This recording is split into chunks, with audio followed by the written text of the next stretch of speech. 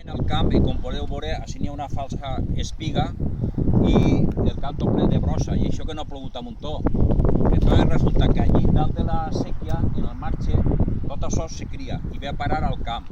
Entonces, ¿qué pasa? Que se fa una plaga d'herba y esta plaga de herba, el llauraorte que acaba tirant veneno para la brossa. Entonces, ¿qué es lo que pasa? Que contamina en sus fitos el camp i contamina les aigües i contamina les atmosferes i els aliments. Però per què? Perquè té que eliminar aquesta plaga que competís en la collita. I tot el mal ve d'allí dalt de la sèquia, que no tallen això en una època en la qual no puja la semilla i no s'esparcís per els camps. I entonces això n'hi ha que veure de què forma se treballa, però que se treballa antes de que estigui tan gran i que no s'escampa la llavor per tots els camps. I això va afectant des d'allà dalt fins d'allà baix, a tots els camps.